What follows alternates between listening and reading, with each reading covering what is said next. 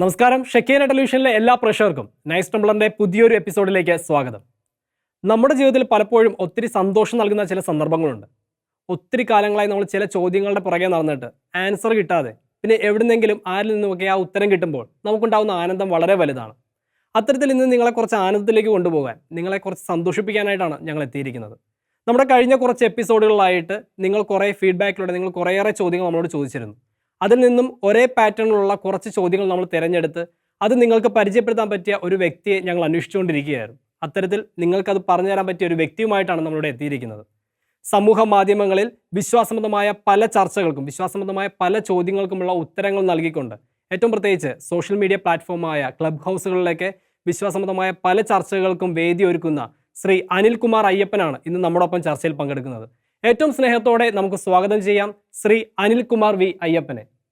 Shri Anilkumar V Ayyappan, ഒരു എപ്പിസോഡിൽ താങ്കൾ നമ്മുടെ ഷെക്കേന ടെലിവിഷനിൽ വന്നിരുന്നു. നമ്മൾ ഇത്തരത്തിലൊരു ചർച്ചയിൽ പങ്കെടുത്തതാണ്. ഇപ്പോൾ വീണ്ടും ചില ചോദ്യങ്ങളുമായിട്ട് ഞാൻ താങ്കളുടെ മുമ്പിൽ വന്നിരിക്കുകയാണ്. നമ്മുടെ യുവജനങ്ങൾക്കിടയിൽ നമുക്കറിയാം പലതരത്തിലുള്ള വിശ്വാസരാഹിത്യം ഉണ്ടാക്കാനായിട്ട് ഒരു ഗ്രൂപ്പുകൾ യുവജനങ്ങൾക്കിടയിൽ സമൂഹ മാധ്യമങ്ങളിലൂടെ ധാരാളം വിശ്വാസബദ്ധമായ ചോദ്യങ്ങൾ ഉയർത്തുന്നുണ്ട്. യുവജനങ്ങളെ കുഴപ്പിക്കുന്ന ധാരാളം ചോദ്യങ്ങളുണ്ട്. അത്തരത്തിലുള്ള ചില ചോദ്യങ്ങൾ ഇന്ന് യുവജനങ്ങൾ നമ്മളോട് ചോദിച്ചിരിക്കുകയാണ്. താങ്കൾ പലപ്പോഴായിട്ട് പല വേദികളിൽ ഇതൊക്കെ ചിലപ്പോൾ സംസാരിച്ചിട്ടുള്ളതായിരിക്കാം. എങ്കിലും നമ്മുടെ ഷെക്കേന ടെലിവിഷനിലെ പ്രേക്ഷകർക്ക് വേണ്ടി നമ്മൾ ഒരിക്കൽ കൂടി ഇതൊരു ചർച്ചാ വിഷയമാക്കുകയാണ്. അപ്പോൾ നമുക്ക് ലഭിച്ചിരിക്കുന്ന ചോദ്യങ്ങൾ ഞാൻ താങ്കളോട് ചോദിക്കുന്നു. താങ്കൾക്ക് പറ്റുന്ന രീതിയിൽ അതിന് കൃത്യതയോടുള്ള മറുപടി നൽകാൻ സാധിക്കുമെന്നാണ് ഞാൻ വിചാരിക്കുന്നത്. നമുക്ക് ലഭിച്ചിരിക്കുന്ന ആദ്യത്തെ ചോദ്യം ഇങ്ങനെയാണ്: യേശു ക്രിസ്തു ജീവിച്ചിരുന്നിട്ടില്ല, വെറും ഒരു മിത്താണ് എന്ന് ചില ആളുകൾ, പ്രത്യേകിച്ച് നിരീശ്വരവാദികൾ പറയുന്നുണ്ട്. എന്തുകൊണ്ടാണ് അവർ ഇങ്ങനെ പറയുന്നത് എന്നാണ് ഒരു ചോദ്യം നമുക്ക് ലഭിച്ചിരിക്കുന്നത്. ഇതിന് നമുക്ക് എന്ത് മറുപടിയാണ് താങ്കൾക്ക് പറയാനുള്ളത്? 18-ാം നൂറ്റാണ്ടിൻ്റെ അവസാനത്തോടെയാണ് യൂറോപ്പിലെ നിരീശ്വരവാദികൾ യേശുക്രിസ്തു ജീവിച്ചിരുന്ന ഒരാളല്ല, സാങ്കല്പിക കഥാപാത്രമാണ് എന്നൊരു വാദം മുന്നോട്ട് വയ്ക്കുന്നത്. അതുവരെയുള്ള 18 നൂറ്റാണ്ടുകളിൽ ക്രൈസ്തവ വിശ്വാസത്തെ തകർക്കാൻ പലരും പല വിധത്തിൽ ശ്രമിച്ചിട്ടുണ്ട്. ചിലരൊക്കെ അവരുടെ ജീവിതകാലം മുഴുവൻ പരിശ്രമിച്ചിട്ടുണ്ട്. പക്ഷേ അവർക്കാർക്കും വിജയിക്കാൻ സാധിച്ചില്ല. എന്നാൽ നാം മനസ്സിലാക്കേണ്ട കാര്യം, അവരാരും ഇങ്ങനെ ഒരു വാദം ഉന്നയിച്ചിട്ടില്ല എന്നുള്ളതാണ്. ക്രിസ്ത്യാനിറ്റിയെ തകർക്കാൻ വേണ്ടി ഭയങ്കരമായി പരിശ്രമിച്ച ഇവരാരും ഇങ്ങനെ ഒരു വാദം ഉന്നയിച്ചിട്ടില്ല. ഇത് 18-ാം നൂറ്റാണ്ടിൻ്റെ അവസാനത്തോടു കൂടിയാണ് ഇങ്ങനെ ഒരു വാദം വരുന്നത്, യേശുക്രിസ്തു മിത്താണെന്നുള്ളത്. അപ്പം നിരീശ്വരവാദികളെ സംബന്ധിച്ച് ഇങ്ങനെ ഒരു വാദം ഉന്നയിക്കുന്നതിനൊരു കാരണമുണ്ട്. അവർ മതങ്ങളെയും ആ മതങ്ങളിലുള്ള ദൈവങ്ങളെയും ഒക്കെ എതിർക്കുന്ന ആളുകളാണ്. മറ്റുള്ള എല്ലാ മതങ്ങളെയും ആ മതങ്ങളിലെ ദൈവങ്ങളെയും എതിർക്കാൻ വേണ്ട സംഗതികളെല്ലാം അവരുടെയൊക്കെ മതഗ്രന്ഥങ്ങളിൽ നിന്ന് തന്നെ അവർക്ക് കിട്ടും. 50 വയസ്സ് കഴിഞ്ഞതിന് ശേഷം 6 വയസ്സ് തികയാത്ത ബാലികയെ വിവാഹം കഴിച്ചത് പറഞ്ഞ് അവർക്ക് ചില ആൾക്കാരെ എതിർക്കാൻ പറ്റും. അതുപോലെ പൊളിച്ചു നിന്ന് അമ്പ് ചെയ്ത് കൊന്നതിൻ്റെ പേരിൽ വേറെ ചിലരെ എതിർക്കാം. ഇങ്ങനെ ഓരോരുത്തരെയും കുറ്റപ്പെടുത്താനുള്ള കാരണങ്ങൾ അതത് മതഗ്രന്ഥങ്ങളിൽ നിന്ന് തന്നെ അവർക്ക് കിട്ടും. എന്നാൽ യേശുക്രിസ്തുവിൻ്റെ കാര്യത്തിൽ സുബോധമുള്ള ഒരാൾക്കും ഒരു കുറ്റവും പറയാനുള്ള യാതൊന്നും സുവിശേഷങ്ങളിൽ നിന്ന് കിട്ടുകയില്ല, പുതിയ നിയമത്തിൽ നിന്ന് കിട്ടുകയില്ല യേശുക്രിസ്തുവിനെതിരായിട്ട് പറയുവാൻ. മനുഷ്യർക്ക് മാതൃകയായി ഉയർത്തിക്കാണിക്കാൻ യേശുക്രിസ്തുവിനേക്കാൾ നല്ലൊരാളെ ഒരിക്കലും കിട്ടുകയില്ല. എങ്ങനെയൊക്കെ പരിശോധിച്ച് നോക്കിയാലും ഒരു കുറ്റവും യേശുക്രിസ്തുവിനെ കുറിച്ച് പറയാൻ കിട്ടില്ല എന്നുള്ളത് മനസ്സിലാക്കിയപ്പോഴാണ് അവർ ഇങ്ങനെ ഒരു വാദം മുന്നോട്ട് വയ്ക്കുന്നത്. അതായത് ഒരു കുറ്റവും കുറവും പറയാനില്ലാത്തത്ര നിർമ്മലനായൊരു വ്യക്തി, ആ വ്യക്തിയെ ഇവർക്കൊട്ട് അംഗീകരിക്കാനും വയ്യ. അപ്പം പിന്നെ എന്ത് ചെയ്യും? ആ വ്യക്തി ജീവിച്ചിരുന്നിട്ടേ ഇല്ല എന്നങ്ങ് പറയുക. ജീവിച്ചിരുന്നിട്ടില്ലാത്ത ഒരാളെ പിന്നെ അംഗീകരിക്കേണ്ട ആവശ്യമൊന്നുമില്ലല്ലോ. അപ്പം നിരീശ്വരവാദികളുടെ ഈ ചിന്തയിൽ നിന്നാണ് യേശുക്രിസ്തു മിത്താണെന്നുള്ള വാദം വരുന്നത്. അല്ലാതെ ചരിത്രരേഖകളുടെ അടിസ്ഥാനത്തിൽ ഉണ്ടായി വന്ന ഒരു വാദമല്ല അത്. തീർച്ചയായും ശ്രീ അനിൽകുമാർ അയ്യപ്പൻ, നമുക്ക് ഒരു പക്ഷേ അത് ശരിയായിരിക്കാം. എങ്കിൽ തന്നെയും ഇതിലുള്ള കാര്യം എന്ന് പറഞ്ഞാൽ, ഇത്തരത്തിൽ നിരീശ്വരവാദികളായിക്കോട്ടെ അല്ലെങ്കിൽ ഒരു അക്രൈസ്തവരായിക്കോട്ടെ, നമ്മുടെ യുവജനങ്ങൾ അല്ലെങ്കിൽ ഒരു വിശ്വാസിയോട് വന്ന് ഇത്തരത്തിൽ യേശു മിത്താണ് അല്ലെങ്കിൽ ഇങ്ങനെ ഒരാളില്ല എന്നൊക്കെ പറയുമ്പോൾ അതിന് ഉത്തരം നൽകാനുള്ള ഒരു സാഹചര്യം അല്ലെങ്കിൽ അത് ഉത്തരം പറയാൻ രീതിയിലുള്ള പ്രാപ്തമായിരിക്കത്തില്ല ഒരുപക്ഷെ നമ്മുടെ യുവജനങ്ങൾ. അത്തരത്തിലുള്ള ചോദ്യങ്ങൾ വരുമ്പോൾ ഏത് തരത്തിൽ ഒരു സാധാരണ വിശ്വാസി എന്ന നിലയിൽ അല്ലെങ്കിൽ ഒരു യുവജനം എന്ന നിലയിൽ എത്തരത്തിലുള്ള ഉത്തരമാണ് അവർക്ക് കൊടുക്കാൻ സാധിക്കുക? നമ്മുടെ ചെറുപ്പക്കാരിൽ വളരെയധികം ആശയക്കുഴപ്പം ഉണ്ടാക്കാൻ സുവിശേഷത്തിൻ്റെ എതിരാളികൾക്ക് സാധിച്ച ഒരു വാദമാണ് ക്രിസ്തു മിഥ്യാ സിദ്ധാന്തം, അഥവാ യേശു ക്രിസ്തു ഒരു മിത്താണെന്നുള്ള വാദം. ഈ വാദത്തിന് ഇത്ര സ്വീകാര്യത ലഭിക്കാനുള്ള കാരണം ചരിത്രകാരന്മാർ എന്ന ലേബലിലാണ് പലരും ഈ വിഷയം അവതരിപ്പിച്ചതെന്നുള്ളതാണ്. സത്യം പറഞ്ഞാൽ ചരിത്രം എന്നാൽ എന്താണ്, ചരിത്രരേഖകൾ എന്നാൽ എന്താണ്, ചരിത്രരേഖകളുടെയും ചരിത്ര സാക്ഷ്യങ്ങളുടെയും ആധികാരികത പരിശോധിക്കേണ്ടത് എങ്ങനെയാണ്, ചരിത്ര ഗവേഷണം എന്നാൽ എന്താണ്, ആ ഗവേഷണം നടത്തേണ്ടത് എങ്ങനെയാണ്, പുരാതന ഗ്രന്ഥങ്ങളുടെ കയ്യെഴുത്ത് പ്രതികൾ പരിശോധിക്കുന്നത് എപ്രകാരമാണ് തുടങ്ങിയ കാര്യങ്ങളെക്കുറിച്ച് യാതൊരു വിവരവുമില്ലാത്ത ആളുകളാണ് ചരിത്രകാരന്മാർ എന്ന നാട്യത്തോടെ ഈ വിഷയത്തിൽ പുസ്തകങ്ങൾ എഴുതി വിറ്റ് കാശുണ്ടാക്കിയത്. യേശുക്രിസ്തുവിൻ്റെ ചരിത്രപരത ഒരാൾ നിഷേധിക്കുകയാണെങ്കിൽ അയാൾക്ക് ലോകത്തിൽ ഇന്നുവരെ ജീവിച്ചിരുന്നതായി പറയപ്പെടുന്ന ഒരൊറ്റ ചരിത്ര പുരുഷൻ്റെയും ആധികാരികത അംഗീകരിക്കാൻ കഴിയില്ല എന്നുള്ളതാണ് സത്യം. അത്രമാത്രം ചരിത്ര ആധികാരികത യേശുക്രിസ്തുവിനുണ്ട്. ചരിത്രത്തിൽ നടന്നതായി പറയപ്പെടുന്ന സംഭവത്തെക്കുറിച്ച് അന്വേഷിക്കുമ്പോൾ ചരിത്രകാരന്മാർ ഏറ്റവും വില കൊടുക്കുന്നത് സംഭവം നടന്ന കാലത്തിലോ അല്ലെങ്കിൽ ആ തലമുറയിലുള്ളവർ ജീവനോടിരുന്ന കാലത്തിലോ സംഭവത്തിന് ദൃക്സാക്ഷികളായ ആളുകൾ രേഖപ്പെടുത്തിയിട്ടുള്ള കാര്യങ്ങൾക്കാണ്. അതിനെയാണ് അവർ പ്രാഥമിക സ്രോതസ് അഥവാ പ്രൈമറി സോഴ്സ് എന്ന് വിളിക്കുന്നത്. ഉദാഹരണത്തിന് ഗാന്ധിജിയുടെ കാര്യം എടുക്കാം. അദ്ദേഹം 1948 വെടിയേറ്റ് കൊല്ലപ്പെട്ടു. അപ്പോൾ അദ്ദേഹത്തിൻ്റെ മരണശേഷം, ഗാന്ധിജി മരിച്ചു കഴിഞ്ഞ് 30-40 വർഷത്തിന് ശേഷം ആരെങ്കിലും ഈ ഗാന്ധിജിയുടെ ജീവചരിത്രം എഴുതുകയാണെന്ന് വിചാരിക്കുക. ആ ജീവചരിത്രത്തിൽ പറഞ്ഞിരിക്കുന്ന കാര്യങ്ങൾക്കെതിരെ ഒരു എതിർപ്പും ഒരിടത്തു നിന്നും ഉണ്ടാകുന്നില്ല എങ്കിൽ പിൽക്കാല ചരിത്രകാരന്മാർ അതിനെ ഒരു സമകാലിക രേഖയായിട്ടായിരിക്കും പരിഗണിക്കുക, ഒരു ആധികാരിക രേഖയായിട്ടായിരിക്കും പരിഗണിക്കുക. ഓക്കെ, ഒരു ചോദ്യം കൂടി ചോദിക്കുകയാണ്. ഒരാൾ മരിച്ചു കഴിഞ്ഞ് 30-40 വർഷത്തിന് ശേഷം അയാളെക്കുറിച്ച് എഴുതപ്പെടുന്ന പുസ്തകം എങ്ങനെയാണ് സമകാലിക രേഖയാവുക? സമകാലികം എന്ന വാക്കിൻ്റെ അർത്ഥം തന്നെ തുല്യകാലത്തുള്ള അല്ലെങ്കിൽ ഒരേ കാലത്തുള്ള എന്നല്ലേ അർത്ഥം? അപ്പോൾ മരിച്ചു കഴിഞ്ഞ് 30-40-50 കൊല്ലത്തിന് ശേഷം എഴുതപ്പെടുന്ന ഗ്രന്ഥം എങ്ങനെയാണ് സമകാലിക രേഖയാകുന്നത്? എനിക്ക് തോന്നുന്നു നിരീശ്വരവാദികളടക്കം ഒന്നടങ്കം ബൈബിളിനെ യുവജനങ്ങൾക്കിടയിൽ അല്ലെങ്കിൽ വിശ്വാസികൾക്കിടയിൽ ബൈബിളിൻ്റെ പ്രാതിനിധ്യം കുറയ്ക്കാനായിട്ട് അവർ ചോദിക്കുന്ന ഒരു മേജർ ചോദ്യമാണിത്. അപ്പോൾ ഇത്തരത്തിലുള്ള ചോദ്യങ്ങൾ തീർച്ചയായും പലരും അഭിമുഖീകരിച്ചിട്ടുണ്ട്. അപ്പോൾ എന്താണ് ഇത്തരത്തിലുള്ള ചോദ്യങ്ങളൊക്കെ വരുമ്പോൾ അവർക്ക് നമുക്ക് എന്ത് മറുപടിയാണ് കൊടുക്കാൻ സാധിക്കുക? സാധാരണക്കാർക്ക് അംഗീകരിക്കാൻ ബുദ്ധിമുട്ടുള്ള ഒരു കാര്യമാണിതെന്നറിയാം. ഗാന്ധിജി 1948 രക്തസാക്ഷിയായെങ്കിലും ഗാന്ധിജിയുമായി അടുത്തിടപഴകിയിരുന്ന ആളുകൾ, അദ്ദേഹത്തെ വ്യക്തിപരമായി വളരെയധികം അടുത്തറിയാവുന്ന ആളുകൾ ഈ 40-50 വർഷത്തിന് ശേഷവും ജീവിച്ചിരിപ്പുണ്ടാകും. അപ്പോൾ അവരൊക്കെ ജീവനോടെ ഇരിക്കുന്ന സമയത്ത് ഗാന്ധിജിയുടെ ജീവചരിത്രം ഒരാൾ എഴുതുകയും അതിൽ ഗാന്ധിജിയെക്കുറിച്ച് പറഞ്ഞിരിക്കുന്ന കാര്യങ്ങൾക്കെതിരെ ഇവരാരും ഒരക്ഷരം മിണ്ടാതിരിക്കുകയും ചെയ്താൽ ചരിത്രകാരന്മാർ അതിന് നൽകുന്ന അർത്ഥം ആ ജീവചരിത്രത്തിൽ പറഞ്ഞിരിക്കുന്ന കാര്യങ്ങൾ സത്യമായതാണ്, നമുക്കത് വിശ്വാസത്തിലെടുക്കാമെന്നാണ്. അതുകൊണ്ടാണ് ചരിത്രകാരന്മാർ അതിനെ സമകാലിക രേഖയായി പരിഗണിക്കുന്നത്. നമ്മളൊരു 500 കൊല്ലമോ അല്ലെങ്കിൽ അതിൻ്റെ അപ്പുറത്തോ ഉള്ള ചരിത്രത്തിലേക്ക് തിരഞ്ഞു പോവുകയാണെങ്കിൽ ചരിത്രപുരുഷന്മാരായിരിക്കുന്ന ആളുകളുടെ കാര്യത്തിൽ നൂറ്റാണ്ടുകൾക്ക് ശേഷം കേട്ടുകേൾവിയുടെ അടിസ്ഥാനത്തിലാണ് അവരെക്കുറിച്ച് അവരുടെ പിൽക്കാല അനുയായികളോ അല്ലെങ്കിൽ മറ്റുള്ളവരോ ജീവചരിത്രങ്ങൾ എഴുതി ഉണ്ടാക്കിയിരിക്കുന്നത് എന്ന് കാണാം.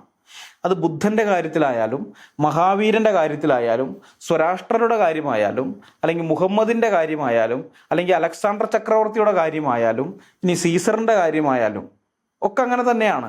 ഇവരുടെയൊക്കെ ജീവചരിത്രങ്ങൾ നൂറ്റാണ്ടുകൾക്ക് ശേഷം എഴുതപ്പെട്ടവയാണ്. അപ്പോൾ ഇവരെക്കുറിച്ച് അറിയാൻ നൂറ്റാണ്ടുകൾക്ക് ശേഷം എഴുതപ്പെട്ട ഈ ജീവചരിത്രങ്ങൾ തന്നെയാണ് ഇന്നും നമുക്ക് ആശ്രയിക്കാനുള്ളത്. അവയുടെ ആധികാരികത ഒരാളും ചോദ്യം ചെയ്യുകയില്ല. നൂറ്റാണ്ടുകൾക്ക് ശേഷം എഴുതപ്പെട്ട ഈ ജീവചരിത്രങ്ങളിൽ പറഞ്ഞിരിക്കുന്നവയെല്ലാം സത്യം തന്നെയാണ് എന്ന ബോധ്യത്തിലാണ് ഇവരെക്കുറിച്ച് നാം ഇന്ന് പഠിക്കുന്നത്. ഇപ്പം നിരീശ്വരവാദികളടക്കം ആർക്കും ഇതിൻ്റെ ഒന്നും ആധികാരികതയിൽ ഒരു സംശയവുമില്ല. ഇപ്പം അലക്സാണ്ടർ എന്ന് പറയുന്ന ഒരാൾ ജീവിച്ചിരുന്നു, ഒരു ചക്രവർത്തി ജീവിച്ചിരുന്നു എന്ന് പറഞ്ഞാൽ അവരത് അംഗീകരിക്കും. ജീവിച്ചിരുന്നു, സീസർ ജീവിച്ചിരുന്നു, ഓക്കെ, ബുദ്ധൻ ജീവിച്ചിരുന്നു, അല്ലെങ്കിൽ മുഹമ്മദ് ജീവിച്ചിരുന്നോ, സ്വരാഷ്ട്ര ജീവിച്ചിരുന്നോ, ഇതിലൊന്നും അവർക്ക് പ്രശ്നമില്ല, അതൊക്കെ അംഗീകരിക്കും. പക്ഷേ ഇവരെക്കുറിച്ചൊന്നും സമകാലികമായ ഒരു രേഖയുമില്ല. ഇവർ ജീവിച്ചിരുന്ന നൂറ്റാണ്ടിൽ ആരും ഇവരെക്കുറിച്ച് എഴുതിയിട്ടില്ല.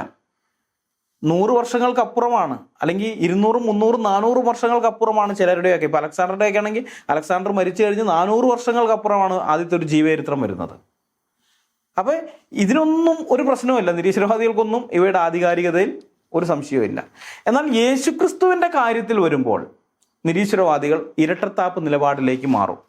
മറ്റെല്ലാ ചരിത്ര പുരുഷന്മാരിൽ നിന്നും വ്യത്യസ്തമായി കൂടെ നടന്ന ശിഷ്യന്മാർ തന്നെയാണ് യേശുക്രിസ്തുവിൻ്റെ 4 ജീവചരിത്രങ്ങൾ എഴുതി വച്ചിരിക്കുന്നത്. അതും എപ്പോഴാണ് അവർ എഴുതിയത്? യേശുക്രിസ്തുവിൻ്റെ ശത്രുക്കൾ ജീവനോടിരുന്ന കാലത്ത്, യേശുക്രിസ്തുവിനെ ക്രൂശിച്ചു കൊന്ന റോമൻ പടയാളികൾ ജീവനോടിരിക്കുന്ന കാലത്ത്, യേശുക്രിസ്തുവിനെ വിസ്തരിച്ച ഹെരോദാവും പിലാത്തോസും ഹന്നാസും കയ്യഫാവുമെല്ലാം ജീവനോടിരുന്ന കാലത്ത്, യേശുക്രിസ്തുവിൽ നിന്നുള്ള നന്മ അനുഭവിച്ച മനുഷ്യർ ജീവനോടിരിക്കുന്ന കാലത്ത്, യേശുക്രിസ്തുവിൻ്റെ ഉപദേശങ്ങൾ കേട്ടിട്ടുള്ള മനുഷ്യർ ജീവനോടിരിക്കുന്ന കാലത്ത് എന്ന് വച്ചാൽ തികച്ചും സമകാലികമായ ഒരു സമയത്താണ്. അത് അത്രയും ആധികാരികമായി സമകാലികമായിട്ട് തന്നെയുള്ള രേഖയായിട്ടാണ് യേശുക്രിസ്തുവിൻ്റെ ഈ ജീവചരിത്രങ്ങൾ അഥവാ 4 സുവിശേഷങ്ങൾ. യേശുക്രിസ്തുവിനോട് കൂടെ നടന്ന ശിഷ്യന്മാർ യേശുക്രിസ്തുവിൻ്റെ ജനനത്തെയും ജീവിതത്തെയും മരണത്തെയും ഉയർത്തെഴുന്നേൽപ്പിനെയും കുറിച്ച് പ്രസംഗിക്കുകയും എഴുതി പുസ്തക രൂപത്തിൽ പ്രസംഗിക്കുകയും ചെയ്തത്. അപ്പം അങ്ങനെയുള്ള ആ ജീവചരിത്രങ്ങൾ അത് കെട്ടുകഥയാണ്, വിശ്വസിക്കാൻ പറ്റില്ല എന്നാണ് നിരീശ്വരവാദികൾ പറയുന്നത്. അപ്പം നിരീശ്വരവാദികൾക്ക് ചരിത്രം എന്നാൽ എന്താണെന്ന് അറിയാത്തതിൻ്റെ കുഴപ്പമാണ് ഇതൊക്കെ.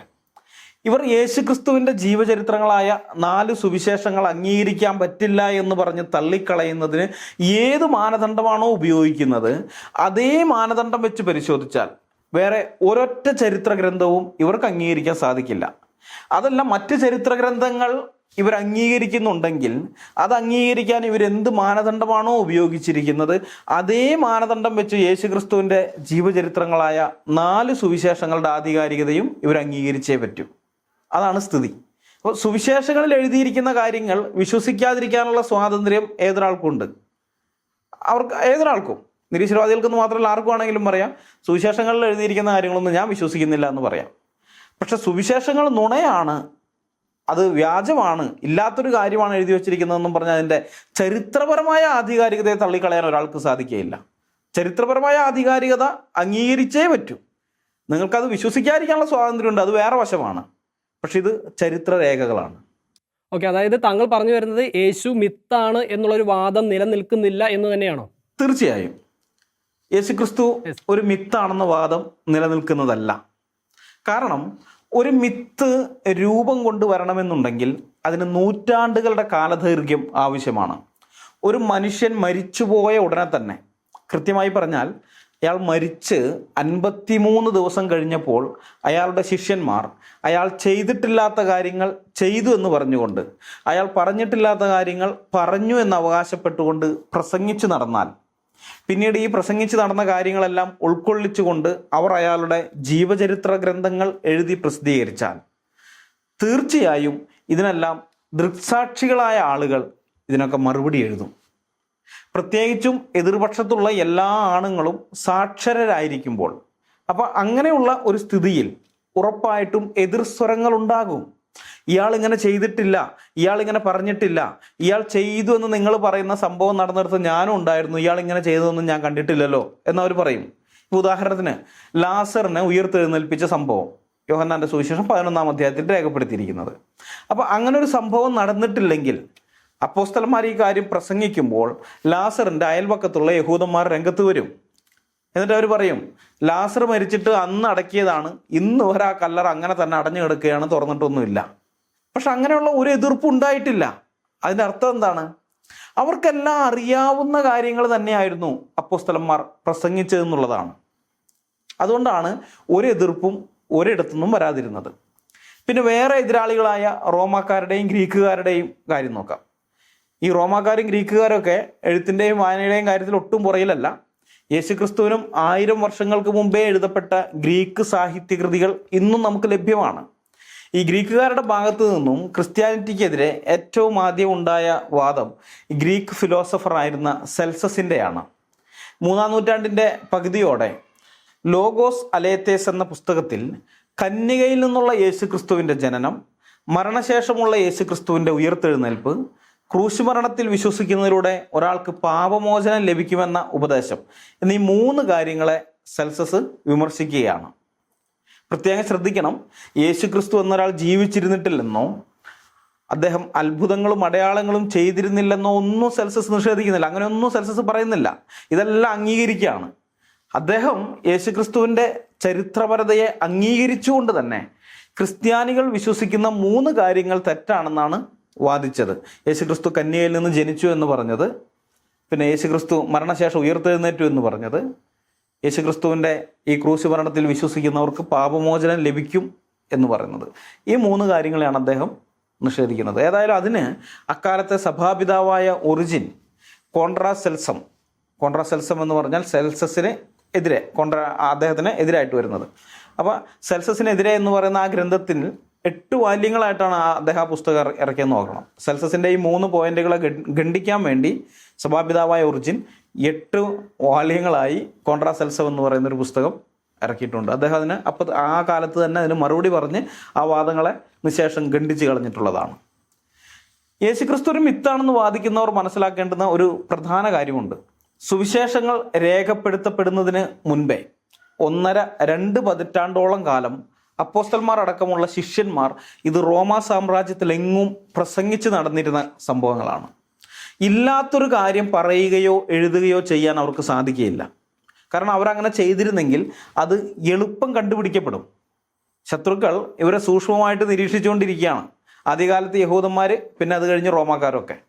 കാരണം ക്രിസ്ത്യാനിറ്റി തഴച്ച് വളരാൻ തുടങ്ങിക്കഴിഞ്ഞപ്പോൾ എങ്ങനെയെങ്കിലും ഇത് നശിപ്പിക്കണം, ഇതിനെ തകർത്ത് കളയണം എന്നുള്ള ലക്ഷ്യത്തോടുകൂടെ തന്നെ അവർ സൂക്ഷ്മമായിട്ട് ഇവരെ നിരീക്ഷിച്ചുകൊണ്ടിരിക്കുന്നുണ്ട്. അപ്പോൾ ഏതെങ്കിലും ഒരു നുണ അവരുടെ പ്രസംഗത്തിൽ അവർ ഉൾപ്പെടുത്തിയാൽ, യേശുക്രിസ്തു പറയാത്തൊരു കാര്യം ഇവർ പറയുകയോ അല്ലെങ്കിൽ ചെയ്തിട്ടില്ലാത്തൊരു കാര്യം ചെയ്തെന്ന് ഇവർ പറയുകയോ ചെയ്താൽ അപ്പോൾ തന്നെ ആളുകൾ രംഗത്ത് വരും. എന്നിട്ട് ഇവർ ഈ പറഞ്ഞ കാര്യം നുണയാണ്, ഇങ്ങനൊരു സംഭവം യേശുക്രിസ്തു ചെയ്തിട്ടില്ല അല്ലെങ്കിൽ യേശുക്രിസ്തു പറഞ്ഞിട്ടില്ല, ഇവർ നുണയാണ് ഇത് പറഞ്ഞതെന്ന് പറഞ്ഞ് സ്ഥാപിച്ചിട്ട് ആ ഒറ്റ സംഭവത്തിൻ്റെ അടിസ്ഥാനത്തിൽ ഇതുവരെ ഇവർ പ്രസംഗിച്ചുകൊണ്ട് നടന്നത് മുഴുവൻ ഇതുപോലത്തെ തന്നെ നുണകളാണെന്ന് പറഞ്ഞ് ഇവരുടെ വിശ്വാസ്യത ഇല്ലാതാക്കും. അത് അപ്പോസ്തലന്മാർക്കും അറിയാം. അതുകൊണ്ട് തന്നെ കൃത്യമായി ദൃക്സാക്ഷികളുള്ള ഒരു കോടതിയിലേക്ക് ചെല്ലുകയാണെങ്കിൽ കോടതിയിൽ സ്ഥാപിക്കാൻ കഴിയുന്ന കാര്യങ്ങൾ മാത്രം അങ്ങനെയുള്ളതാണ് എഴുതിയിരിക്കുന്നത്. യോഹന്നാൻ്റെ സുവിശേഷത്തിൽ യോഹന്നാൻ പറയുന്നുണ്ട്, യേശുക്രിസ്തു ചെയ്ത ധാരാളം കാര്യങ്ങളുണ്ട്, അതെല്ലാം എഴുതാൻ തുടങ്ങിക്കഴിഞ്ഞാൽ ആ പുസ്തകങ്ങൾ ലോകത്തിൽ തന്നെ കൊള്ളുകയില്ല, അത്ര അധികം കാര്യങ്ങൾ യേശുക്രിസ്തു ചെയ്തിട്ടുണ്ടെന്ന് പറയുന്നുണ്ട്. എന്നിട്ടും അവർ ചില കാര്യങ്ങൾ മാത്രമേ സുവിശേഷങ്ങളിൽ ഉൾപ്പെടുത്തിയിട്ടുള്ളൂ. ആ ഉൾപ്പെടുത്തിയ കാര്യങ്ങളെല്ലാം ഏതൊരു കോടതിയിൽ, അന്നത്തെ കാലത്ത് ഏതൊരു കോടതിയിൽ ഇവരെ വിസ്താരത്തിന് വേണ്ടി വിളിച്ചാലും അവിടെ വെച്ച് സാക്ഷികളെ വെച്ചുകൊണ്ട് ഇവർക്കത് സ്ഥാപിക്കാൻ പറ്റും. ഞങ്ങൾ പ്രസംഗിച്ചത് അല്ലെങ്കിൽ ഞങ്ങൾ എഴുതിയ കാര്യം യേശുക്രിസ്തു ചെയ്തിട്ടുള്ളതാണ്, യേശുക്രിസ്തു പറഞ്ഞിട്ടുള്ളതാണ് എന്നവർക്ക് സ്ഥാപിക്കാനായിട്ട് സാധിക്കും. അപ്പോൾ അത്ര ആധികാരികതയുള്ള കാര്യങ്ങളാണ് ഇവർ സുവിശേഷങ്ങളിൽ രേഖപ്പെടുത്തി വച്ചിരിക്കുന്നത്. നമ്മൾ നോക്കിക്കഴിഞ്ഞാൽ യേശുക്രിസ്തു മരിച്ച് ഉയർത്തെഴുന്നേറ്റ് കഴിഞ്ഞതിന് ശേഷം 50-ാമത്തെ ദിവസം, അതായത് പെന്തക്കോസ്ത് ദിവസം മുതലാണ് ശിഷ്യന്മാർ യേശുക്രിസ്തുവിനെ കുറിച്ച് പ്രസംഗിക്കുന്നത്. ആ പ്രസംഗത്തിൽ നിന്നും ചില ഭാഗങ്ങൾ ഞാനിപ്പോൾ വായിക്കാം. ഒന്ന് അപ്പോസ്തല പ്രവൃത്തി 2-ാം അധ്യായത്തിൻ്റെ 22 മുതൽ 24 വരെയുള്ള വാക്യങ്ങളാണ്. അവിടെ നമ്മൾ വായിക്കുന്നത് ഇങ്ങനെയാണ്: ഇസ്രായേൽ പുരുഷന്മാരെ, ഈ വചനം കേട്ടുകൊള്ളുവിൻ. നിങ്ങൾ തന്നെ അറിയും പോലെ ദൈവം അവനെ കൊണ്ട് നിങ്ങളുടെ നടുവിൽ ചെയ്യിച്ച ശക്തികളും അത്ഭുതങ്ങളും അടയാളങ്ങളും കൊണ്ട് ദൈവം നിങ്ങൾക്ക് കാണിച്ചു തന്ന പുരുഷനായി നസ്രായനായ യേശുവിനെ ദൈവം തൻ്റെ സ്ഥിരനിർണയത്താലും മുന്നറിവിനാലും ഏൽപ്പിച്ചിട്ട് നിങ്ങൾ അവനെ അധർമ്മികളുടെ കയ്യാൽ തറപ്പിച്ചു കൊന്നു. ദൈവമോ മരണപാശങ്ങളെ അഴിച്ചിട്ട് അവനെ ഉയർത്തെഴുന്നേൽപ്പിച്ചു. മരണം അവനെ പിടിച്ചു വയ്ക്കുന്നത് അസാധ്യമായിരുന്നു. അപ്പോൾ ഇവിടെയെല്ലാം ആവർത്തിച്ച് പറയുന്ന ഒരു സംഗതിയുണ്ട്. എന്താണ്? നിങ്ങൾ തന്നെ അറിയും പോലെ, അല്ലെങ്കിൽ നിങ്ങൾ ഇങ്ങനെ ചെയ്തു, അല്ലെങ്കിൽ ദൈവം നിങ്ങൾക്ക് കാണിച്ചു തന്നു. അപ്പോൾ അവരുടെ ഇടയിൽ നടന്ന ഒരു കാര്യത്തെക്കുറിച്ചാണ് ഈ സംസാരിക്കുന്നത്. അവരോട് പ്രസംഗിക്കുന്നത് അവർക്കറിയാവുന്ന അവരുടെ ഇടയിൽ നടന്ന സംഭവങ്ങളെക്കുറിച്ചാണ്, അല്ലാതെ വേറെ ഏതോ ഒരു സ്ഥലത്ത് നടന്ന കാര്യങ്ങളൊന്നുമല്ല. പ്രസംഗകൻ ഊന്നി പറയാണ്, നിങ്ങൾക്കിതറിയാം, നിങ്ങളുടെ ഇടയിൽ നടന്നതാണ്, നിങ്ങളാണിത് ചെയ്തത്, നിങ്ങളാണ് അവനെ അധർമ്മികളുടെ കയ്യാൽ തറപ്പിച്ചു കൊന്നത് എന്നൊക്കെ. ഇനി അപ്പോസ്തല പ്രവൃത്തി 4-ാം അധ്യായത്തിലേക്ക് വരുമ്പോൾ അതിൻ്റെ 8 മുതൽ 10 വരെയുള്ള വാക്യങ്ങളിൽ പത്രോസ് പരിശുദ്ധാത്മാവ് നിറഞ്ഞവനായി അവരോട് പറഞ്ഞത്, ജനത്തിൻ്റെ പ്രമാണികളും മൂപ്പന്മാരുമായുള്ളവരെ, ഈ ബലഹീന മനുഷ്യനുണ്ടായ ഉപകാരം നിമിത്തം ഇവൻ എന്തൊന്നിനാൽ സൗഖ്യമായി എന്ന് ഞങ്ങളെ ഇന്ന് വിസ്തരിക്കുന്നുവെങ്കിൽ, നിങ്ങൾ ക്രൂശിച്ചവനും ദൈവം മരിച്ചവരിൽ നിന്ന് ഉയർപ്പിച്ചവനുമായി നസ്രായനായ യേശുക്രിസ്തുവിൻ്റെ നാമത്തിൽ തന്നെ ഇവൻ സൗഖ്യമുള്ളവനായി നിങ്ങളുടെ മുമ്പിൽ നിൽക്കുന്നു എന്ന് നിങ്ങൾ എല്ലാവരും ഇസ്രായേൽ ജനമൊക്കെയും അറിഞ്ഞുകൊള്ളുവിൻ. അപ്പോൾ മഹാപുരോഹിതന്മാരും പ്രമാണിമാരുമായിരിക്കുന്ന ആളുകളാണ്, അവരുടെ അടുത്താണ് ഇത് പറയുന്നത്. നിങ്ങൾ ക്രൂശിച്ച യേശുക്രിസ്തു, നിങ്ങൾ ക്രൂശിച്ചവനും ദൈവം മരിച്ചവരിൽ നിന്ന് ഉയർപ്പിച്ചവനുമായ നസ്രായനായ യേശുക്രിസ്തു എന്ന് പറയുന്നത്. ഇനി അപ്പോസ്തല പ്രവൃത്തി 5-ാം അധ്യായത്തിൻ്റെ 29 മുതൽ 32 വരെയുള്ള വാക്യങ്ങളിൽ അവിടെ നമ്മൾ ഇങ്ങനെയാണ് വായിക്കുന്നത്. അതിന് പത്രോസും ശേഷം അപ്പോസ്തലന്മാരും മനുഷ്യരെക്കാൾ ദൈവത്തെ അനുസരിക്കേണ്ടതാകുന്നു. നിങ്ങൾ മരത്തിൽ തൂക്കിക്കൊന്ന യേശുവിനെ നമ്മുടെ പിതാക്കന്മാരുടെ ദൈവം ഉയർപ്പിച്ചു. ഇസ്രായേലിന് മാനസാന്തരവും പാപമോചനവും നൽകുവാൻ ദൈവം അവനെ പ്രഭുവായും രക്ഷിതാവായും തൻ്റെ വലം കൈയാൽ ഉയർത്തിയിരിക്കുന്നു. ഈ വസ്തുതയ്ക്ക് ഞങ്ങളും ദൈവം തന്നെ അനുസരിക്കുന്നവർക്ക് നൽകിയ പരിശുദ്ധാത്മാവും സാക്ഷികളാകുന്നു എന്നുത്തരം പറഞ്ഞു. അപ്പോൾ ഇവിടെയെല്ലാം അപ്പോസ്തലന്മാർ അല്ലെങ്കിൽ യേശുക്രിസ്തുവിൻ്റെ ശിഷ്യന്മാർ പറയുന്നത് തങ്ങളുടെ പ്രസംഗം കേൾക്കുന്ന ആളുകൾക്ക് യേശുക്രിസ്തുവിനെ കുറിച്ച് വ്യക്തമായിട്ട് അറിയാം. യേശുക്രിസ്തു അവരുടെ ഇടയിൽ അത്ഭുതങ്ങൾ പ്രവർത്തിച്ചവനാണ്. അവർ തന്നെയാണ് അവനെ അധർമ്മികളുടെ കയ്യാൽ ക്രൂശിച്ചു കൊന്നത്. ദൈവം അവനെ മരിച്ചവരിൽ നിന്നും ഉയർത്തെഴുന്നേൽപ്പിച്ചിരിക്കുന്നു. ഇതാണ് അവർ പറയുന്നത്. അപ്പോൾ ഒരാൾ പോലും ഇതിനെ ഖണ്ഡിച്ചുകൊണ്ട് ഒരക്ഷരമെങ്കിലും പറഞ്ഞതായി ബൈബിളിലില്ല. ബൈബിളിന് പുറത്ത് നോക്കിയാൽ ശിഷ്യന്മാരുടെ ഈ അവകാശവാദത്തിനെതിരായി ഒറ്റ പുസ്തകം പോലും യഹൂദന്മാരിൽ നിന്നും 1-ാം നൂറ്റാണ്ടിലോ 2-ാം നൂറ്റാണ്ടിലോ 3-ാം നൂറ്റാണ്ടിലോ ഉണ്ടായിട്ടുമില്ല. ഒരുപക്ഷെ അവരത് പറഞ്ഞിട്ടുണ്ടാകാം. നമ്മുടെ ബൈബിൾ എഴുത്തുകാർ മനഃപൂർവ്വം അത് രേഖപ്പെടുത്താതിരുന്നൂടെ? അങ്ങനെയും നമുക്ക് ചിന്തിക്കാൻ പാടില്ലേ? തീർച്ചയായും അത് നല്ലൊരു ചോദ്യമാണ്. പലർക്കും ഉണ്ടാകാനിടയുള്ള ഒരു സംശയവുമാണ്. അപ്പോസ്തലന്മാരുടെ ഈ പ്രസ്താവനകൾക്കെതിരായി യഹൂദന്മാർ പറഞ്ഞ കാര്യം ബൈബിളിൽ രേഖപ്പെടുത്തി വെച്ചില്ലെങ്കിൽ യഹൂദന്മാർക്ക് അത് പുസ്തകമായിട്ട് എഴുതാമല്ലോ. എന്തേ അവരത് ചെയ്തില്ല? അപ്പോസ്തലന്മാർ ബൈബിളിൽ ഇപ്പോൾ അത് രേഖയാക്കിയില്ല. യഹൂദന്മാർ പറഞ്ഞ കാര്യങ്ങൾ അവർ എടുത്തില്ല എന്ന് അങ്ങനെ വരികയിൽ തന്നെ അടുത്തത് യഹൂദന്മാർക്ക് ഇത് എഴുതാമായിരുന്നല്ലോ പുസ്തകമായിട്ട്. ഇതാ ഇങ്ങനെയൊക്കെ ഇവർ പ്രസംഗിക്കുന്നുണ്ട്, പക്ഷേ യഥാർത്ഥത്തിൽ യേശു എന്ന് പറഞ്ഞ ഒരാൾ കൂടെ ജീവിച്ചിരുന്നിട്ടില്ല, ഇല്ലാത്ത ഒരാളെ കുറിച്ച് ഇവരിങ്ങനെ വേണ്ടാത്തതൊക്കെ പറഞ്ഞുണ്ടാക്കുകയാണെന്ന് പറഞ്ഞുകൊണ്ട് അവർക്ക് പുസ്തകം എഴുതാമായിരുന്നു. പക്ഷെ അവരത് ചെയ്തില്ല. അവർക്ക് ചെയ്യാൻ പറ്റില്ല. കാരണം അന്ന് അപ്പോസ്തലന്മാർ പ്രസംഗിച്ച് നടന്ന കാര്യങ്ങൾ നുണയാണെന്ന് പറഞ്ഞുകൊണ്ട് ഏതെങ്കിലും യഹൂദൻ പുസ്തകം എഴുതിയാൽ നീതിബോധമുള്ള വേറെ യഹൂദന്മാർ അതിനെ ഖണ്ഡിച്ചുകൊണ്ട് പുസ്തകം എഴുതും. യേശു എന്നൊരുത്തൻ നമ്മുടെ ഇടയിൽ ജീവിച്ചിരുന്നവനല്ലേ, അവൻ നമ്മുടെ മുമ്പാകെയല്ലേ പല അത്ഭുതങ്ങളും അടയാളങ്ങളും ചെയ്തത്, നമ്മുടെ പ്രമാണിമാരല്ലേ അവനെ ക്രൂശിക്കാൻ വിധിച്ചത് എന്നൊക്കെ ഈ വേറെ യഹൂദന്മാർ തന്നെ, ക്രിസ്ത്യാനികളൊന്നുമല്ല, നീതിബോധമുള്ള യഹൂദന്മാർ തന്നെ ഇവർക്കെതിരെ രംഗത്ത് വരും. അപ്പം അവർ ചോദിക്കും, ഇതൊക്കെ നിഷേധിച്ചുകൊണ്ട്, നമുക്കറിയാവുന്ന ഈ കാര്യങ്ങളെല്ലാം നിഷേധിച്ചുകൊണ്ട് നിങ്ങൾക്ക് എങ്ങനെയാണ് പുസ്തകം എഴുതാൻ സാധിക്കുന്നത് എന്നവർ ചോദിക്കും. ഉറപ്പാണ്. യേശുക്രിസ്തുവിൻ്റെ ചരിത്രാസ്തിക്യത്തിനെതിരെ ഒരക്ഷരം പോലും 1-ാം നൂറ്റാണ്ടിലെയോ 2-ാം നൂറ്റാണ്ടിലെയോ 3-ാം നൂറ്റാണ്ടിലെയോ 4-ാം നൂറ്റാണ്ടിലെയോ അല്ലെങ്കിൽ ഏതൊരു കാലത്തുള്ള യഹൂദന്മാർ ഇന്ന് വരെ ഉന്നയിച്ചിട്ടില്ല. ഒരു വാചകം പോലും യേശുക്രിസ്തു ജീവിച്ചിരുന്നിട്ടില്ല എന്ന് പറഞ്ഞുകൊണ്ട്, അതൊരു സാങ്കല്പിക കഥാപാത്രമാണെന്ന് പറഞ്ഞുകൊണ്ട് യഹൂദന്മാർ ഒരക്ഷരം ഇന്ന് വരെ എഴുതിയിട്ടില്ല. യേശുക്രിസ്തുവിനെതിരെ യഹൂദന്മാർ എഴുതിയിട്ടുണ്ട്. അങ്ങനെ എഴുതിയിരിക്കുന്ന ആദ്യത്തെ പരാമർശം എന്ന് പറയുന്നത് AD 3-ാം നൂറ്റാണ്ടിലുള്ളതാണ്. അതും ഇസ്രായേലിലെ യഹൂദന്മാരല്ല, ബാബിലോണിൽ ജീവിച്ചിരുന്ന യഹൂദന്മാരാണ്. അവരുടെ ബാബിലോണിയൻ തൽമൂദ് എന്ന് പറയുന്ന ഗ്രന്ഥത്തിനകത്ത്. അപ്പോൾ ഈ ബാബിലോണിയൻ തൽമൂദ് ഈ പറയുന്നത് യേശുക്രിസ്തു ജീവിച്ചിരുന്നില്ല എന്നല്ല, യേശു എന്നൊരാൾ ജീവിച്ചിരുന്നെന്നും അത്ഭുതങ്ങളും അടയാളങ്ങളും ധാരാളം ചെയ്തിരുന്നു എന്നൊക്കെ തന്നെയാണ് അതിലും പറയുന്നത്. യേശുവിനെതിരായി അവർ പറയുന്ന കാര്യം ഇതാണ്: യേശു ചതിയനും വഞ്ചകനുമാണ്. അവൻ ഈ അത്ഭുതങ്ങളും അടയാളങ്ങളും ഒക്കെ ചെയ്തത് ദൈവത്തിൻ്റെ ശക്തി ഉപയോഗിച്ചല്ല, പിശാചിൻ്റെ ശക്തിയാലാണ്. അങ്ങനെയാണ് ഈ അത്ഭുതങ്ങളൊക്കെ ചെയ്തതെന്നാണ് പറയുന്നത്. അപ്പോൾ ഈ ആരോപണത്തിൽ വലിയ കഴമ്പൊന്നുമില്ല. കാരണം ഇതേ ആരോപണം പണ്ട് യേശുക്രിസ്തു ജീവിച്ചിരുന്ന കാലത്ത് അന്നുള്ള യഹൂദന്മാരും ഉന്നയിച്ചിട്ടുള്ളതാണ്. ബേൽസബൂലിനെ കൊണ്ടാണ് ഇവൻ ഭൂതങ്ങളെ പുറത്താക്കുന്നത് എന്ന് പറഞ്ഞുകൊണ്ട്. അപ്പോൾ യേശുക്രിസ്തു അതിന് മറുപടിയും കൊടുത്തിട്ടുണ്ട്. നമ്മൾ മത്തായി സുവിശേഷം 9-ാം അധ്യായത്തിൻ്റെ 34-ാമത്തെ വാക്യം നോക്കിയാൽ അവിടെ യഹൂദന്മാർ ഈ ആരോപണം ഉന്നയിക്കുന്നത് നമുക്ക് കാണാം. അതുപോലെ മത്തായി സുവിശേഷം 12-ാം അധ്യായത്തിൻ്റെ 24 മുതൽ 28 വരെയുള്ള ഭാഗത്ത് യേശുക്രിസ്തു അതിന് കൊടുക്കുന്ന മറുപടിയും നമുക്ക് വായിക്കാൻ സാധിക്കും.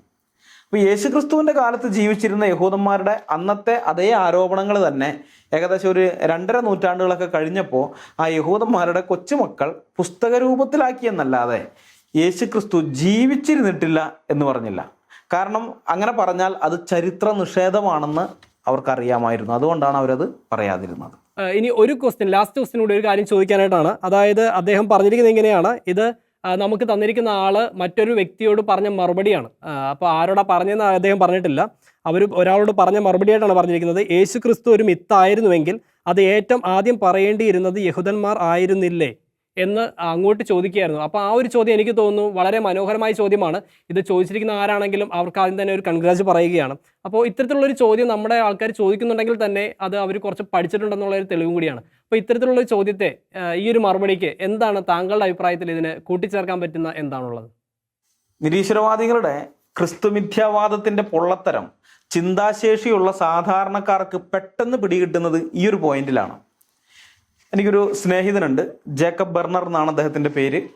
അദ്ദേഹം ഇപ്പോൾ ഇറ്റലിയിലാണ് ജോലി ചെയ്യുന്നത്. മുൻപ് അദ്ദേഹം വത്തിക്കാൻ സിറ്റിയിലൊക്കെ ജോലി ചെയ്തിരുന്ന ആളാണ്. ഇപ്പോൾ വത്തിക്കാനിലല്ല, ഇറ്റലിയിലാണ്. അപ്പോൾ ഈ ജേക്കബ് ബെർണറിൻ്റെ കൂടെ ജോലി ചെയ്യുന്ന ഒരു യഹൂദനോട് അദ്ദേഹം പറഞ്ഞു, ഞങ്ങളുടെ നാട്ടിൽ ചില നിരീശ്വരവാദികളൊക്കെ യേശു ക്രിസ്തു ജീവിച്ചിരുന്നിട്ടില്ല എന്ന് പറഞ്ഞ് നടക്കുന്നുണ്ടെന്ന്. അപ്പോൾ ആ യഹൂദൻ ജേക്കബ് ബെർണറിനോട് പറഞ്ഞത് അവർക്കൊന്നും ചിന്താശേഷി 7 അയലത്ത് കൂടി പോയിട്ടില്ല എന്നാണ്. യേശുക്രിസ്തു ജീവിച്ചിരുന്നിട്ടില്ലാത്ത ഒരു സാങ്കല്പിക കഥാപാത്രമായിരുന്നെങ്കിൽ അത് ഏറ്റവും ആദ്യം പറയേണ്ടിയിരുന്നത് ഞങ്ങളല്ലേ? യേശുക്രിസ്തു ഒരു മിത്തായിരുന്നെങ്കിൽ അതിൻ്റെ ഏറ്റവും വലിയ ഗുണഭോക്താക്കൾ ഞങ്ങളല്ലേ? യേശുക്രിസ്തുവിൻ്റെ ഘാതകർ എന്ന കുറ്റാരോപണം ഇപ്പോഴും യഹൂദന്മാരുടെ ഞങ്ങളുടെ തലയിലല്ലേ ഉള്ളത്? ഈ ഒരു കുറ്റാരോപണം കാരണം എത്രയോ നൂറ്റാണ്ടുകളായി ഞങ്ങൾ യൂറോപ്പിൽ അവഗണിക്കപ്പെടുകയും പീഡിപ്പിക്കപ്പെടുകയും ചെയ്തിട്ടുണ്ട്. അപ്പോൾ ജീവിച്ചിരുന്നിട്ടില്ലാത്ത ഒരാളുടെ ഘാതകർ എന്ന ചീത്തപ്പേര് ഇത്ര നൂറ്റാണ്ടുകളായി ചുമന്നുകൊണ്ട് നടക്കാൻ ഞങ്ങൾ എന്താ അത്ര മണ്ടന്മാരാണോ എന്നാണ് ആ യഹൂദൻ ചോദിച്ചത്. അത് വളരെ വാലിഡായ ഒരു ചോദ്യമാണ്. യഹൂദന്മാർ ബുദ്ധിയില്ലാത്തവരല്ല, ചിന്താശേഷി ഇല്ലാത്തവരല്ല, ചരിത്രബോധമില്ലാത്തവരല്ല, പ്രസംഗിക്കാനോ എഴുതാനോ കഴിവില്ലാത്തവരുമല്ല. വെറും ഒരു സാങ്കല്പിക കഥാപാത്രത്തിൻ്റെ പേരിൽ പീഡിപ്പിക്കപ്പെടാൻ നിന്നുകൊടുക്കുന്നവരുമല്ല. യേശുക്രിസ്തുവിൻ്റെ ഘാതകർ എന്ന കുറ്റാരോപണം ചരിത്രത്തിൽ ഏറ്റവും ആദ്യം എന്നാണോ യഹൂദൻ്റെ മേൽ വന്നത് അന്ന് തന്നെ അതിനെതിരെയുള്ള ഖണ്ഡനം യഹൂദന്മാർ നടത്തിയാനെ. വെറും ഒരു സാങ്കല്പിക കഥാപാത്രത്തെ ഞങ്ങൾ കൊന്നു എന്നും പറഞ്ഞ് നടക്കുന്ന മണ്ടന്മാരാണ് ഈ ക്രിസ്ത്യാനികളെന്ന് അവർ പറഞ്ഞാനെ. പക്ഷെ അങ്ങനെയുള്ള ഒരു പറച്ചിലും യഹൂദന്മാരിൽ നിന്ന് ഇതുവരെ ഉണ്ടായിട്ടില്ല. കാരണം പുതിയ നിയമത്തിൽ പറഞ്ഞിരിക്കുന്ന യേശു എന്ന വ്യക്തി ജീവിച്ചിരുന്ന ആളായിരുന്നു എന്ന് യഹൂദന്മാർക്കറിയാം. അവർ യേശുവിനെ അവരുടെ മെശിഹയായി അംഗീകരിക്കുന്നില്ല, ക്രിസ്തുവായിട്ട് അവർ അംഗീകരിക്കുന്നില്ല, അത് വേറെ വശം. പക്ഷെ ചരിത്രത്തിൽ യേശു എന്ന് പറയുന്ന വ്യക്തി ജീവിച്ചിരുന്നു എന്ന് ഇത്രയും കാലമായിട്ട് 1-ാം നൂറ്റാണ്ട് മുതൽ ഈ 21-ാം നൂറ്റാണ്ട് വരെയുള്ള കാലമായിട്ട് യഹൂദന്മാർക്കൊരു സംശയമില്ല. ഇനി വേറെ ഒരു കാര്യം കൂടിയുണ്ട്. മിത്തായ ഒന്നിനു വേണ്ടി ജീവൻ കൊടുക്കാൻ ആരും തയ്യാറാവുകയില്ല. ചരിത്രം പരിശോധിച്ച് നോക്കിയാൽ 1-ാം നൂറ്റാണ്ട് മുതലേ യേശുക്രിസ്തുവിന് വേണ്ടി ജീവൻ ത്യജിച്ച അനേകരെ കാണാം. ഒരു സാങ്കല്പിക കഥാപാത്രത്തിന് വേണ്ടി ആരെങ്കിലും തങ്ങളുടെ ജീവൻ കൊടുക്കാൻ തയ്യാറാകുമോ? യേശുക്രിസ്തുവിന് വേണ്ടി ജീവൻ കൊടുക്കാൻ ഇത്രയധികം ആളുകൾ 1-ാം നൂറ്റാണ്ട് മുതൽ ഈ 21-ാം നൂറ്റാണ്ട് വരെ ജീവൻ മാത്രമല്ല ജീവിതവും യേശുക്രിസ്തുവിന് വേണ്ടി ജീവിതം സമർപ്പിച്ച ആളുകളുടെയൊക്കെ മിഷണറിമാരുടെയൊക്കെ ചരിത്രം വായിക്കുമ്പോൾ നമ്മൾ അമ്പരന്ന് പോകും. അപ്പോൾ എന്തുകൊണ്ട് അവർ ജീവൻ കൊടുക്കാൻ തയ്യാറായി? ആ ചോദ്യത്തിനൊക്കെ ഉത്തരം പറയേണ്ടി വരും ഇങ്ങനെയുള്ളവർ, ഈ ക്രിസ്തു മിഥ്യയാണെന്ന് പറഞ്ഞു വരുന്നവർ. എന്നാലും യേശുക്രിസ്തു മിത്താണെന്ന് പറയുന്ന ആളുകൾ ഉത്തരം പറയേണ്ടുന്ന ചോദ്യങ്ങൾ ഇനിയും കുറേയേറെയുണ്ട്. വാസ്തവത്തിൽ ആ വാദം മനുഷ്യൻ്റെ യുക്തിബോധത്തിന് നേരെ കൊഞ്ഞനം കുത്തുന്ന ഒരു ഏർപ്പാടാണ് ഈ ഒരു വാദം. അത് മനസ്സിലാക്കാനുള്ള ബോധം ഈ ക്രിസ്തു മിത്താണെന്നും പറഞ്ഞ് നടക്കുന്ന ആളുകൾക്ക് ഇല്ലാതെ പോയത് കൊണ്ടാണ് ഇപ്പോഴും ഇവർ തന്നെ പറഞ്ഞുകൊണ്ട് നടക്കുന്നത്. ശ്രീ അനിൽകുമാർ അയ്യപ്പൻ, താങ്കളോട് സംസാരിക്കുന്ന ഓരോ സമയവും വളരെ എത്രത്തോളമാണ് നമുക്ക് സമയം പോകുന്നതെന്ന് അറിയില്ല. കാരണം അത്രയും വ്യക്തതയോടും കൃത്യതയോടും കൂടിയാണ് താങ്കൾ സംസാരിക്കുന്നത്. ചുരുക്കി പറഞ്ഞാൽ താങ്കളൊരു സംഭവം തന്നെയാണ്. കാരണം താങ്കൾ ജനിച്ചു വളർന്ന വിശ്വാസത്തിൽ നിന്ന് നിരീശ്വരവാദത്തിലേക്ക് പോവുകയും അവിടെ നിന്ന് ക്രിസ്തുവിനെ അറിഞ്ഞ് ക്രിസ്തുമതത്തിലേക്ക് വന്നൊരു വ്യക്തിയാണ്. ഇവിടെ നമ്മൾ ജനിക്കുമ്പോൾ തൊട്ട് ക്രിസ്തുമത വിശ്വാസത്തിൽ വളർന്നു വരുന്നവർ പോലും ഇത്തരത്തിൽ ഇന്ന് സഭയുടെ സ്വരമായി അല്ലെങ്കിൽ ക്രിസ്തുവിൻ്റെ സ്വരമായി വചനം ഇത്തരത്തിൽ വ്യക്തതയോടുകൂടി പറഞ്ഞു കൊടുക്കുന്ന ആൾക്കാർ വളരെ ചുരുക്കമാണ്. ഇനിയും മറ്റു വിഷയങ്ങളുമായിട്ട് നമ്മൾ വരും. സമയത്തിൻ്റെ പരിമിതി ഉള്ളതുകൊണ്ട് നമ്മൾ ഇതിവിടെ അവസാനിപ്പിക്കുകയാണ്. താങ്കളുടെ വിലപ്പെട്ട സമയം ഞങ്ങളുമായിട്ട് ചെലവഴിച്ചതിന് പ്രത്യേകം ഒത്തിരി നന്ദി പറയുന്നു. വീണ്ടും നമ്മൾ കണ്ടുമുട്ടുന്നതായിരിക്കും. നമ്മളെപ്പോഴും പറയാറുണ്ടല്ലോ, നമ്മുടെ ചർച്ചകൾ ഇവിടെ നിന്നും കൊണ്ട് അവസാനിക്കുന്നില്ല.